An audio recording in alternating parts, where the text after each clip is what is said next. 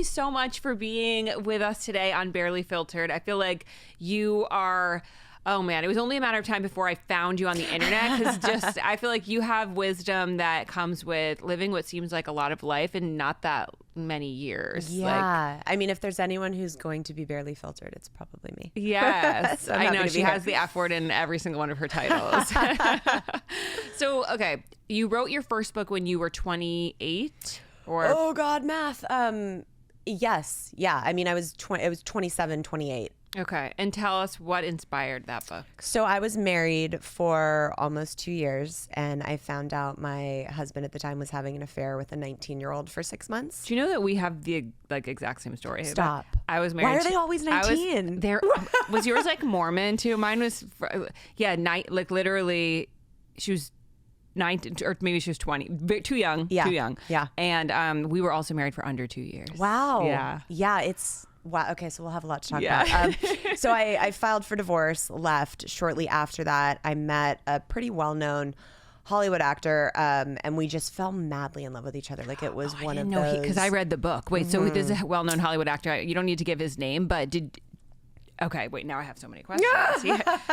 Because you didn't say in the book that he was like a famous actor. No, I probably mentioned that like he was in the industry, but but yeah, I mean, I covered up everyone's identities to That's what I was going to ask. So protect the not their so names innocent. are not. His name's not really Javier. When I heard Javier, I was like, that seems like a little fake. Yeah, you're like, that's too Latin to be real. No, his real name is not Javier. And my ex-husband, who I named Daniel in the book, his name is not Daniel, but that is the name that he booked all of his hotels and his second phone, and actually the name that his mistress, girlfriend, whatever you want to call her, thought was his real name for the first, I think, like year of their relationship. So he was like really sociopath status, like that. Yeah. I mean, look, I know those words, sociopath, narcissist are thrown around a lot in today's culture, but if he wrote the book for sociopaths, yes, I dated one of those Can as confirm. well. I was kind of I was the Laurel. Laurel is the girl that her husband was cheating with. I was that girl, but I didn't know that this guy had a family. Right. So yeah. And I'm sure. Look, I can't even imagine the type of lies that she was told. Right. I'm sure she has her own version of the story. I do not blame her in any capacity for this, especially being, 18 to 19 when he came into her life. Like I can't imagine like the manipulation that went on, and let's just call it what it is, grooming that probably took place. And it's not like the amount of years between them was what was so shocking, because my current husband and I are 15 years apart. It's the age that she was at the time, and how not really adult you are, and how impressionable you are at the time. So I have a lot of sympathy for her in that respect, or for anyone who's gone through that situation. Like you can't control what people are going to lie to you about. I mean, I know that she knew in some capacity. I mean, she knew he was married though, because I read the book. Yeah, and she had a couple opportunities there to be like, anyway. But so I end up having this like full-blown love affair with the man after my ex-husband Javier, and it just went from 0 to 100 super quickly. It was like, meet my family, let's build this life together. Like we were making plans years down the road, and I was like, I've been there too. Obviously this is why I had to go through the cheating and get divorced, because like this is my soulmate. Hello. Of course we're supposed to be here. And he invited me on a month-long trip to Italy, and I accepted and said yes. And 2 days before we were getting on the plane, he told me he needed to go by himself and broke up with me. And I was absolutely devastated. This man broke my heart like my ex-husband never could have done. And I was sitting at my mom's house, because that's where you move when you're 28 and getting divorced, and had a bottle of wine and was like, well, I can either stay at home heartbroken, crying in my childhood bedroom, or I can go to Europe for a month by myself. So I decided to do that. I did 6 countries over the span of the month, and I wrote the book Eat, Pray, FML. Wow. And that's the book, for those of you wondering, that I'm like a little over halfway through. So that's why I know a little bit about this story already. But okay, so Wow. I mean, I totally relate to having your heart broken more by somebody that you kind of barely knew.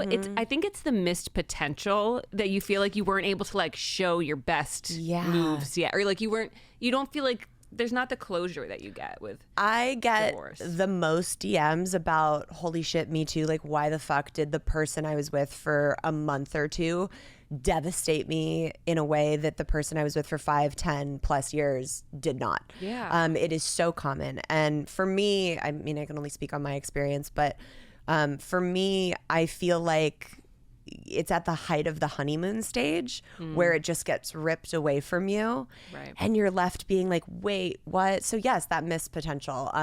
I didn't have the terms when I was writing the book to recognize the love bombing that was happening. I sure do now. I know, right? Once you go through a couple of those, you're like, right now I'm at that stage where I'm like, okay, if I think I love him after 2 dates, run. Right. Because right. This is a red drug. fucking flag. Yeah. Yes. So I definitely know that that's what I was experiencing now. I think there's two versions of love bombing. I think there's the love bombing people experience from a true narcissist when they're like, how can I get this person to obsess over me so that I can become the center of their universe and they can then manipulate you. That's probably what I experienced with my ex-husband, looking back on things. But with Javier, I think he had a void within himself and was dealing with a lot of unresolved grief. And I think that when he met me, that void started to fill up and feel better. And he wanted to have more of that and feel more better. And when he eventually realized that I was not going to be the long-term fix because only you can fill that void within yourself, he pulled back and completely went the opposite way. And I was left at the height of the honeymoon stage being like, what is happening? Oh my God. I feel that. In a way, you want to feel for him, but but also you hate him. Like, yeah, a lot of people that read the book think he's the villain, and a lot of people that read the book are really sympathetic with what he's dealing with and going through. I think once they get to the sequel, their perspectives might shift a little bit. Oh my gosh. Can you give us a little foreshadowing of what that looks like? Yeah, the sequel was really difficult for me to write. I've only gone back and read it twice. Once was in the edit when I was writing it, and once was when I had to record the audiobook for it. But spoiler alert, I mean, I have a child, I'm happily married, and we meet that. Not with Javier. No, we meet my baby daddy husband in the second book. And it's very not fun how we got to the happily ever after that we're at now. It was a long and treacherous road that's not super fun to go back and experience. But Javier is a supporting character in that book as well. Is he one of those people who like wants you on the back burner just in case?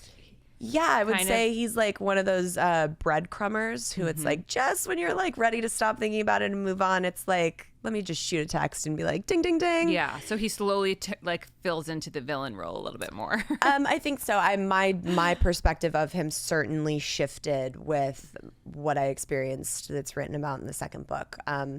Also in the first book, there's a lot of text messages between he and I, between his family and I. Anyone that I include text messages with had to sign off on the book and give me these are like, real text messages? Oh, yes. Oh, no. Everything in that book Did Javier sign off? On the first one, yes. Wow. And there's a reason why he didn't on the second. And that is why there are no text messages in it. Yeah. And, you know, I think it's always an interesting slippery slope when you're writing authentically about your real life. I mean, my now husband had to read that second book, and it speaks to his character to know that he was able to read it and work through it with me. It takes a special kind of person to be like, yeah, go talk about your exes 5 days a week, you know, because he knows what an impact the books are making. Because as much as like the reels that go viral on Instagram are, you know, clickbait to get you to buy the book, they are this fun like Netflix read. You feel like you're sitting down and like traveling through Europe with me, having wine and like hearing all the details. But at the core of it, like there's so much healing in it. Like they really are self-help books that don't feel like self-help books. Right. Because everybody can relate to that story. Like even through, we have some uncanny similarities, just like with the divorce, my only divorce. Have you been divorced once, right? Yes. Yeah. Hopefully me too. Yeah, right. Fingers crossed. But I feel like all girls have, and men have that story of like, wow, how did I feel like I fell in love with this person so fast? Do you think that you can fall in love with somebody in a week? Oh, for sure. I think you can. Okay. I don't know if it's necessarily healthy. Yeah. And sometimes it is, and it's great. I know people that have been like, I fell in love with them overnight, and we've been together for 20 years. So I think it's just dependent on the situation. But I know from hearing from my readers and now my podcast listeners, people, heartbreak and grief is universal. Yeah. And that's what the core of the books are. They're wrapped in fun, like, you know, outings in Europe and drunken mistakes. But the healing that I did as a person, having to figure out how to be okay by myself, and re-meet myself in that capacity was huge and monumental. And I think that the processing I do on that trip and in the book, people are really able to relate to and be like, oh shit, like that, she's speaking about me in this moment. So when you say you re-met yourself, what did that look like? Like how does one re-meet themselves? So I was dealing with this subconscious belief of fear of abandonment my entire life. I lost my dad when I was 6 pretty traumatically. I walked in and found him dead on the floor from a heart attack. I then lost my high school sweetheart in a car accident when I was 18. So I had just been walking this earth with, when I love someone, they leave, this fear of abandonment. And when we have a subconscious belief like that, our brain we will inevitably attract things that our brain can go, see, I told you, like, everybody abandons me. So I unknowingly attracted my ex-husband, who was going to abandon me in one of like the most heinous ways possible. You think a part of you knew that already? Subconsciously. Yeah, subconsciously.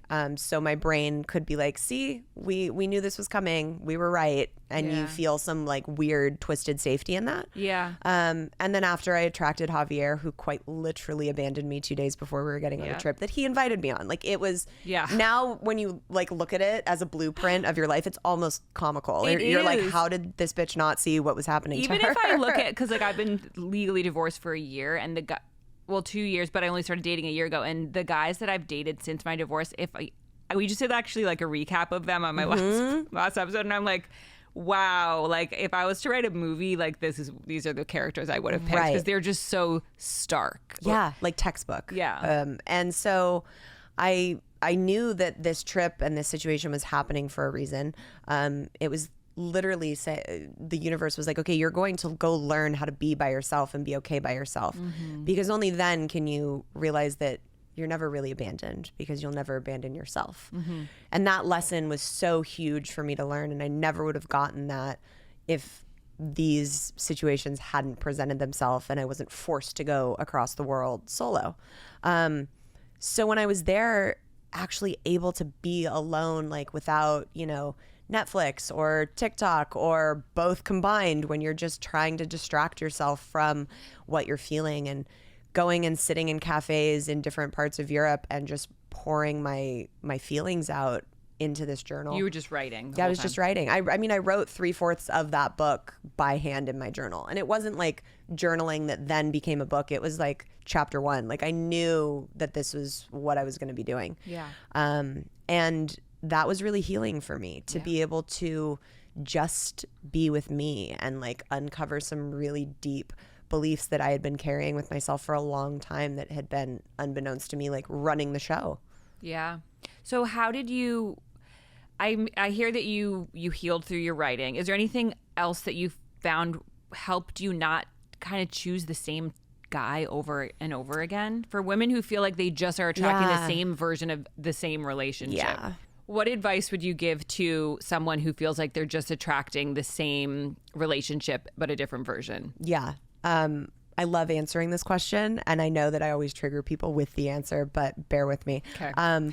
When you notice a pattern in your life, whether it's in your career or with family or attracting the same assholes that continuously cheat on you. If there is a pattern, there is something within you that is attracting that. That does not mean you deserve the assholes that are cheating on you, but you are attracting them for some reason to learn a lesson. And until you recognize that and go within and discover what within you is attracting that and what you are needing to heal or learn around that, you will not start attracting the nice guys who keep you safe and love you endlessly. I am a prime example of that. I kept attracting the men who would abandon me and prove that belief I had right to my conscious brain, until I went within and was like, oh, this is the fear of abandonment. And until I finally healed that, I wasn't able to attract the amazing man who would never abandon me and only keep that part very safe and never make me feel like I was going to lose him. And I would have never been able to find that relationship if I wouldn't have done the work on myself. I would have continued attracting the people who would abandon me. Right. And it's the same thing of like the people who cheat on you or the narcissists. Like, it again doesn't mean you deserve what's happening to you and those people suck. Yeah. But you have to take responsibility in the fact that you're attracting them in some capacity and heal what that is. Yeah. I totally feel that. I mean, I think also journaling is such a helpful method to healing too, because you can't ignore when you can see it written out there, like, oh, this is what this guy looked like, this is what he did, this is what this guy looked like. Right. Actually, I was talking to an expert the other day on, like, is like a relationship and attachment expert, and one of the things he had said is that, because my ex-husband and I also had a 15-year age gap. But her current husband has a 15-year age gap. This guy who I talked to, this expert, was like, age gaps offer more of a likelihood that you're just attracting the same version of the relationship. Oh, interesting. A different version of the same relationship. Yeah. Do you feel like when you met your current husband, you were hesitant because of the age gap? Yes, but not in the way that you're probably thinking. Not like toxic masculinity. This guy is older No, and that's right. Yeah. No, I was like, I can't date him. He's going to die like my dad. Yeah. What? He he also was a perfect mirror to everything that plugged me in. He was very, the same essence my dad had, like very charismatic. Everybody wants to like be around him when he walks into a room, like very just like his presence is very known. He also had a daughter who was the exact same age I was when my dad died.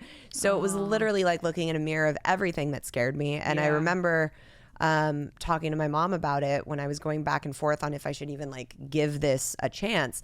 And she was like, Gabrielle, you could walk outside tomorrow and get hit by a bus. Who the fuck cares? Like, go be happy. Right. And she was like, I cherish the 20 years that I had with your father and would do it 10 times over, even knowing when he was going to die and like that I was going to miss him every day after that. And it was, again, a lot of healing within me. I think when we attract relationships into our lives, they're either to heal something and figure out a big lesson so that we can then go be more fully ourselves for the next person and for ourselves, or we're going to attract someone who puts up a mirror that is going to heal with us and we are able to like grow with them. And that's what I feel like I did with my current husband. We both have very weird, similar abandonment issues. He lost his mom when he was 14. He was also the person that found her. Oh, wow. Like very strange traumas that align. So we're able to work through a lot of those together, and we know how big of a trigger it is and to do whatever we can to protect that for the other person. So yeah, I definitely was freaked with the age gap, but because of my trauma brain, not because I thought I was like getting in trouble for any other reason. Totally. Is there anything that you have as a requirement, or that you had as a requirement when you were getting back into dating after feeling like what a good you had question. made some mistakes? So my current husband came into my life, and a lot of this is written about in the sequel, obviously. When I was super unhealed, like so you'd come back from your trip, but Javier was still like breadcrumbing you. A bit. Okay. But I had come back and I remember like the first time Tay, my husband, and I hung out, I was like, look, I was in like sweats, like did not show up thinking this was like any kind of a date. Wait, you went to your first date in sweatpants? Okay, I was in like Lululemon workout pants. Still. But no makeup, like just, and Not was to flex. and you was could do that, yeah, hair flip. No, and was just like word vomiting about all this bullshit that I had been through. I'm like, look, I'm still in love with my ex. Like, I don't know what to do. He broke my heart, you know, this and that. Like, so where did you meet Tay then? We had met 10 years prior on a film set where oddly enough we played brother and sister. Stop it. And I was with my college boyfriend at the time. He was with his fiance at the time. And it was very platonic, very like love you like a brother, like your soul is really rad. And I love that, and just hadn't seen each other since, kept in touch on social media. Like, congratulations on your wedding, congratulations on your kid, like stuff like that. And I ran into him at a bar when we came back when I came back from Europe, and was like, oh my God, how are you? How's your wife? And he's like, oh, we're divorced. I was like, oh, funny story. Me too. And but I was very like not ready to be in a relationship. And God love him for being the most patient man in the world and really knowing like what the end game was, because now we have a cute little amazing baby and like a wonderful life together, and I can't imagine like ending up anywhere else. Right. But it was, you know, a lot to get there. So how many years did it take for you to realize he was the one for you? I think I came back from Europe in 2017. It was really like 2 years of on and off, just bullshit on my end. And it was, you know, we both look back and we're like, and thank God I did everything that I did, because for both of us, you know, like it wouldn't have gotten us to be where we're at now if we hadn't gone through all of the things we went through. And I think just like he brought me so many lessons, the things that I look back on and feel really bad about, like the back and forth and like leaving and not being sure, was triggering all of his abandonment stuff. But I also have to step back and be like, yeah, but he attracted me to heal all of that. Right. So I feel bad, but also you're welcome. Yes, you're welcome. Oh my gosh. Okay, one of your episodes I saw, and this was just, I only listened to a little bit of it, but I saw something about ayahuasca. And I'm wondering, have you done any like plant medicine to heal your traumas? It's so funny. We actually had a trip to, what's the name? It's in Costa Rica. Revolucion. No. There's another. I'm actually going. It's the other one that's like super popular. Is it in? I'm going in the beginning of February to do like a yoga retreat, but I'm going to a place first to do San Pedro, which I think is like a form of mescaline, which is a plant medicine. I don't know. I'm trying all the healing stuff. I'm in my eat, pray, FML I love phase. it. So anyways, no, we had a trip booked and then COVID happened. And now I just don't feel, because you just had a baby, called to do it. Yeah. Now I'm in the part where like, okay, cool, but what if I go do that and I like die and can't come back to my kid? Or you turn like, your like brain goes into mania or I'm something. like, let's just pause on that. But I have done mushrooms. I talk about a mushroom trip in the second book when I go to Thailand. That was super. Tripping on mushrooms in Thailand feels intense. Honestly, they're not my thing. Like anytime I've done mushrooms, I'm like, this isn't great. Like there's been some healing that's come from it, but like it's not my jam to feel like very out of control. I've done my share of like Molly, even like with my husband, in a very, you know, intentional spiritual. I saw that sense. on your podcast that there's like a marriage and family therapist whose one of her modalities is Molly. Yeah, that's where Molly like began. That's where MDMA in marriage actually therapy began. Like was for people to like come, because like I mean, if you think about it, like whenever people are doing Molly, they're like, oh my God, I love you. So Let me tell you about all the things that are so great. Them, yeah, it's like, it actually is, now that I think about it. Yeah, you don't love anybody as much as you do when you're on no, like drugs. It's like anytime I watch the Drew Barrymore show, I'm like, there's no way she's just not on Molly all the time. I mean, I'm just say she's not, but like that, like she's let's just sit so and hold hands. And like she's it's just too kumbaya. Everyone should like aim to be that open in life. But so yes, I've done my fair share of I guess you would say, psychedelics to expand on my healing, but not ayahuasca. I think it will come inevitably, but the time is not now. Yeah, I feel that totally, especially having a new baby, because you have a stepdaughter and then this is the first baby that you birthed. Yes. I feel like with the hormones of having a baby, how did that affect your relationship? I feel like I experienced some levels of postpartum depression, but not that I at the time could look at and be like, oh, this is it. This is what everyone talks about. Yeah. I got hit with a lot of outside things. Like there was like financial pressure, and my stepdad got diagnosed with cancer, and like things that like were out of my control. My very best friend and I had like a huge falling out, and it was all when I was like 5 weeks postpartum. Oh my God. And I remember being like, I wish I could like experience this without all of these things, because I feel like I would have just been fine. Yeah. So I can't say if it was like the hormones or the outside influences that were like affecting me. Yeah. But it was like a roller coaster. Some days would be like amazing and great, and like when I would get knocked with something, it was like I couldn't get out of like the despair of those feelings. Yes, I know that is how I describe it too.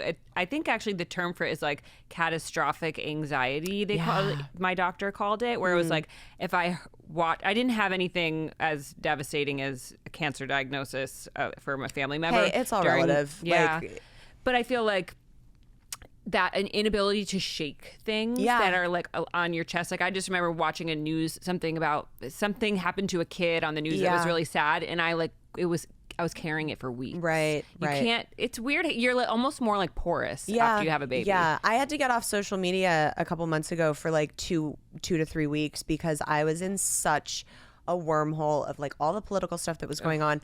I was like so deep in this Diddy wormhole. I was like, if there are fucking... Did you hear about Jay-Z? Yeah, dude. And I was like, if there are tunnels under this person's house and there is like a whole city there, and like people in politics are involved, like what the are we actually doing here? Like, what is the point of being like good people and like trying to do good things? I was like really in it. I was like, I have to get offline. You really can drive yourself crazy. It was life-changing for my mental health, getting off the internet. Are you fully off the internet right now? No. I mean, I have to be on for work and stuff, but I did take like fully like 3 weeks off, where I would hop on to like post whatever I needed to post for the podcast and get off. Like I let my DMs flood. I like was just like not on TikTok at all. I was just like, I need to not see anything. And like, if that means I'm turning a blind eye and living in my little bubble, fine. Right. But like my spirit needed it at that moment. Yeah. I mean, self-preservation. When you have kids, I do feel like it becomes more important, because like your worth is more. You're worth more now. Somebody else really is depending on you. Yeah. It's a really like life-changing responsibility that I think people don't talk about enough, and I'm interested to hear your take on it. Like, I look at my friends who are stay-at-home moms, and like that's what they do. And to me, I'm like, I want to like stand up and give an ovation to them, because I could never. Like, it is not in me. Being here, sitting with you, like this is a break for me, even though it's quote work. Right. Like this feels like a mental break. Like I need the like things that I'm passionate about in my career. I need to like still feel those. And I come back and I'm such a better mom about it. And I think there's so much shame in our world around like, you know, both. It's like if you're a stay-at-home mom, it's like that's your job, and it's like that is the fucking hardest job, first of all. The hardest, like sorry, most men could never. No. And it's except like the ones hard. that do, and shout out to you. But like it's the mental load is wild. And then there's also, it's so hard to do what we do and like feel like we need to like show up for ourselves and do our passion and like be with our career and like still be a good parent. Like it's all of the things. I know. I do. I feel like as your child gets a little bit older, I think you're going to feel a little better about it. I think right now, I remember 16 months. 16 months is that is just still such a time when you're I mean, I think energetically you're just so connected in a way where like you feel guilty when you're away, you feel guilty when you're there, that you're not doing enough. And it's like, there's a lot of guilt that I feel like does dissipate a little bit. So I think I'm going to hold on to that. Yes. No, it does feel a little bit better. Mine are 4 and 6 now. So, okay, awesome. But like, you'll never go on a trip. It'll never feel the same again, whether they're with you or not. You'll feel guilty if they're not, and then you won't have fun if they were. So I just did a trip to Tulum. I'm doing these trips where I go and like meet my readers, and they come and travel with me, and they're like so fulfilling and so amazing. Yeah. The first one I did was in Portugal in June, and we brought my husband and my son. Oh my and God. It almost killed me. I was like, never again. Do I ever want to do that long of a flight with a baby or a toddler? And so Tulum that I just did in November, I did by myself, and it was the first time I was away from him for 6 nights, and I had a full meltdown the morning that I left. Yeah. I was like, oh my God, I like hysterical in the car. And then the second I got there, I was like weirdly okay. You're fine. Did you start getting panicky like towards the last few nights? No, because I knew my husband was there. If it would have been my husband and I both gone, and someone like my grandma or a nanny would have been there, I would have probably been like not super chill. Right. But because I knew my husband was there and with him, I was like, and it's probably really good for them. Yes, it is to like bond so and to like build that. But it was a weird, the guilt thing, man. It's like you're fucking damned if you do and you're damned if you don't. Yeah, 100%. I want your opinion, because I follow this girl who's like, she's very anti stay at home mom in the sense of she doesn't, she looks at the statistics of divorce, and she's like, if you're staying home and you're not making your own money, the likelihood of you being screwed one day, because if a divorce happens, then what, you don't have anything to show that you've brought into the marriage. And do you think that it's okay for women just to be stay-at-home moms and not think about the fact that maybe if they go through a divorce, it might I think it's to do I think anything is okay to do if it's bringing you happiness and filling your cup. And like, do I see the point of that? Yes. But do I also think you should go into a marriage being like, well, I should do this and overextend myself just in case he fucks me over in the end? Yeah. No. So it's, I think it's to each their own. And as long as what you're doing is making you happy, then that's what you should be doing. Yeah. And if that changes, then you change it. Right. If you decide you want to be a stay-at-home mom for 5 years and then you're like, wait, I actually want to go do something, you have the right to change your mind about that. Right. Yeah. Or vice versa. I think I agree with you. Although I think having gone through a divorce, now I have kind of that eye for like, oh, well, if I pay for everything in cash and you pay for everything on a card, then like, no. Okay. So I do understand coming from that space. When I was with my ex-husband, I was working predominantly like as an actress. And for those of you listening that thinks that's fucking glamorous, no, that's like scrounging to hopefully book an independent film where you're making $125 a day. It's not. But so I was working as just an actress and didn't have a second job, which is a feat in itself. And I remember him saying to me one day, if you want to just be a stay-at-home wife and like, hang with your friends and like go to lunch and cook dinner, like I'll pay for everything. You don't have to pay for everything. But if you want to keep acting, we should split everything 50-50. Oh my God. Is that a threat? At the time, I didn't for whatever reason, realize how fucking ridiculous that was. And now on the outside, I'm like, oh, that was your start to try and get financial control over me so that like, even if I wanted to leave at one point, I couldn't, and completely have manipulated that situation. Luckily I was like, no, I'm not the one for you. And continued on paying half of everything. But you did pay half of everything. Oh yeah. But I will tell you, when I got out of that relationship, because I had so many experiences with him where he would do something and we would have like a big fight, and then he'd be like, well, let me make it up to you, like let's go to this fancy dinner, or like let's book a trip, or let's go on a shopping spree, which was so like not healthy. But also was playing into my love language of like acts of service and gifts.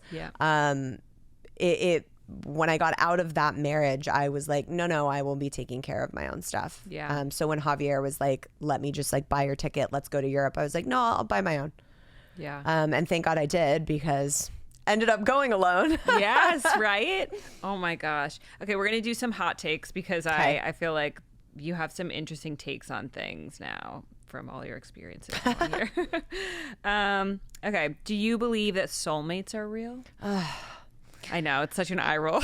Okay, I believe that you have multiple soulmates. I believe that my mom is my soulmate. I believe that one of my dogs is my soulmate. Like, I believe that you can have multiple soulmates. They're just people that you are supposed to meet and have experiences with in a deep way.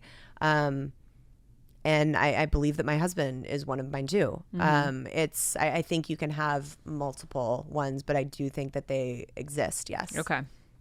I think I agree with that, but I have to be careful of like, you have to be careful. Well, I have to be careful sometimes of being like, well, I have, I think I'm ready to leave things pretty quickly, where now if you have the thought that you can have multiple soulmates and it's like, oh, well, maybe my time with you is up. It's time for somebody else. Right. Well, let's be clear for those toxic girlies out there, which like I have been one. There's a difference between soulmate and karmic relationship. Like Javier was a karmic relationship for me. Did it look like he was my twin flame? Do I still have readers DMing me that he was probably my twin flame? Yes. Oh my God. Was he a karmic relationship of like, we came together and like healed a ton of shit and like I literally like went off on this journey, like found myself and like have a whole ass career because of this experience? Yes. Thanks, Javi. Did it need to, shout out. Did it need to happen? Yes.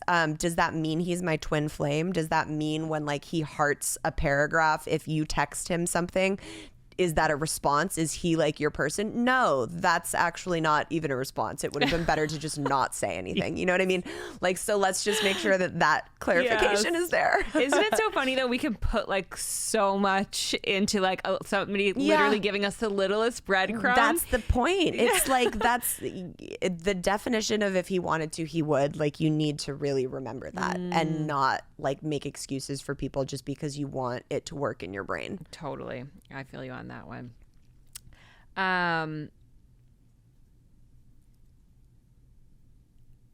Okay, what's your take on the idea that we often fall in love with potential rather than the person they truly are? Ding, ding, ding, ding. Hi, my name is Gabrielle Stone. Yeah, and I think it takes us a long time to rectify with that. I have a long history of thinking I can fix people and being proven that I can fix people. So yeah, like you fixed Javier for 1 month, you know, and it's not great. And I think that is one thing I finally, after a long time, was able to realize that was like, oh, I am in love or think I'm in love with the version of you who you showed me for a month, but that's not who you actually are. It's kind of scary. Somebody can be somebody they're not for a whole month though. How many months do you think you need in order to like really know somebody? I think it depends on the person. I think my husband has been openly and authentically who he is from day one, as have I, when I showed up in Lululemon leggings and was no makeup. Like vomiting about my exes. So I think it's dependent on the person. I would say if you're entering into a new relationship and it starts moving extremely fast, even if you might love the thrill of that, like it is okay to be like, hey, I love where this is going, but let's like take the steps and go a little slower. If they have a problem with that, that's a red flag. Yeah. So I would say that is something to look out for. I agree with you. And that's one thing that I think I've realized this past year too, because I like the thrill. Of course we do. And sometimes you're like, and you're just like, but that's okay. I'm just gonna have fun right now. Yeah, but girl. But then you pay for it. Yes. Yes. Okay, we're gonna do one more, and then I have to wrap this up. Okay, how do you feel about the trend of talking instead of dating? Do you think it's just a step towards something real, or do you think it creates confusion and disappointment? I think everything about our dating society right now sucks, and I'm really glad I'm not in it. So I'm sending a virtual hug to those of you who are. I think the swiping culture has become so toxic because if one person says something a little off that you like don't like, you have like 5 people waiting on your phone in the wings. And I hate that. Yeah. I hate that we can't just like meet people old fashioned face to face and like, you know, it's we could do a whole fucking episode on that. How did people do that? Like, especially, I get in your 20s, but like in your mid 30s, if you're single, like, my friends are like, why don't you meet people the old fashioned way? I'm like, what am I going to just like go to sit a at a bar? Yeah, drink by myself. Go to a hotel bar. Right? It's like, I don't want to meet anybody that way. No, it's difficult, and that's why like I sympathize with it. And I've seen a lot of successful relationships that have started online. Yeah. So I'm not knocking that works. I just think it's created a really toxic culture with people thinking that other people are disposable because they have like a long list of options. Yeah. So I think that talking can be fine. If I think any step of the dating process can be fine if you're being open and honest about where you're at. If you're like, hey, this is what I'm looking for, I just want to make sure you're on the same page. Like, not that we have to get to that destination right away, but like I don't want to like start investing in you if like you're just wanting like to, you know, date and fling around. Okay, so you think that's a conversation that is appropriate, like date 2? Date 2, date 3, but I think there's also ways of like saying it, not like opening a book and being like, so where do you want to be in 5 years? Because I want 3 babies and a big ass wedding. Like you don't need to be so like forthright about it. But like, look, any person that is worth your time is not going to gawk at you being open and honest about where you want something to go. And if they do gawk at that, like, why are you going to waste your time on that anyways? Like, if you're wanting a relationship and they're like, oh God, she brought up the R word on date 2, better fucking run. Like, thank you for taking the trash out before I needed to realize that. You know? So I think it's the more you can be open and honest and forthright with people, the more they can do that in return. I would never show up to a relationship, God forbid if I ever had to date again, and like try and hide my baggage. I'd be like, here's the suitcase. Do you want to unpack it? How much emotional work have you done? Like, what's your trauma level at? Like I just don't have time for like the bullshit of it. And I think that helps weed out the people who aren't ready in my experience. I totally agree. Anybody who's afraid will run, and then there you go. You have your answer. Yes. Okay. Well, I feel like I could pick your brain for hours, but we do have to wrap up. So I guess I'll leave the listeners with just where can we find you? I'm on, well, when I'm not taking a break from social media, I'm on Instagram at Gabrielle Stone, and my TikTok is at Gabrielle_Stone. You can find the books, both books, Eat, Pray, FML, and the sequel, which is The Ridiculous Misadventures of a Single Girl, on Amazon. They're also on my website, signed at eatprayfml.com. And you can also grab the journal that I wrote for unpacking some of the trauma and the stuff that life throws at you, but in a really fun yet deep way. It's kind of like the one-stop shop to like, this is so cute, get a lot of answers. Yeah, thank you. It's called Fuck Off, I'm Healing, and it's on Amazon and also on the website. And then I told the her she podcast, needs to make t-shirts. Yeah, I do. I have a sweatshirt, but it's out of stock. But and then I have the podcast FML Talk. There's like 4 years worth of really great content with really great guests. It's just, my whole thing is kind of like, let's heal, but in a not so depressing in your face way. Like, let's like drop some F-bombs and have some wine while we do it. Yes. I love it. I just started listening to her podcast, and it's, I don't really listen to podcasts, honestly, but I am going to start listening to this one because I feel like it's a really good podcast for anybody who's trying to go through trauma. I mean, like work through their trauma and just be the best version of themselves, whether or not they're dating, like in a relationship. Thank you. Or not. I appreciate that. Yeah. Thank you so much for taking the time. Oh my God. Thank you for having me on, girl.